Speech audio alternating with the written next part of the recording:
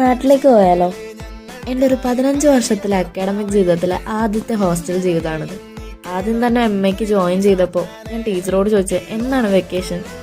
അപ്പോൾ അവർ പറഞ്ഞത് ഓണത്തിനും ക്രിസ്മസിനൊന്നും ലീവില്ല മക്കളെ, ദസറയ്ക്ക് ഒരു 10 ദിവസം ലീവ് ഉണ്ട്, വേഗം പോയിക്കോ. കിട്ടിയ ചാൻസിൽ കിട്ടിയ വണ്ടിക്ക് കയറി ബുക്ക് ചെയ്ത് നാട്ടിലേക്ക് പഠിക്കുമ്പോൾ ക്ലാസ് ഇല്ലാത്ത ദിവസങ്ങളിൽ കണ്ടക്ടേഴ്സിൻ്റെ അടുത്ത് 1 രൂപയും 2 രൂപയും കൺസെഷൻ കൊടുത്ത് പോകുന്ന മുതൽ ഇപ്പോൾ കോളേജിൽ നിന്ന് പോകാനും വരാനൊക്കെ വേണ്ടി ഊബർ 200-നും 300-നൊക്കെ വിളിച്ച് പോകുന്നതിൻ്റെ ഗതികേട് എങ്ങനെ പറഞ്ഞറിയിക്കണമെന്ന് എനിക്കറിയില്ല. ഫെസ്റ്റിവൽ സീസൺ ആയതുകൊണ്ട് വണ്ടിക്കൊക്കെ കുത്തനെ വിലക്കയറ്റാണ്. 2000-3000-ക്കൊക്കെ പോകാൻ ഭ്രാന്തണ്ടോയെന്ന് വരെ നമുക്ക് തോന്നുന്നു.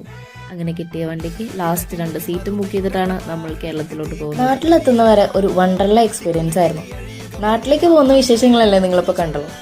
നാട്ടിൽ നിന്ന് എങ്ങനെ അന്യ സംസ്ഥാനത്തേക്ക് എത്തി എന്നുള്ള വിശേഷങ്ങൾ അടുത്ത വീഡിയോയിൽ വിപുലമായി കാണിക്കുന്നതാണ്. So see you in next video. Bye bye.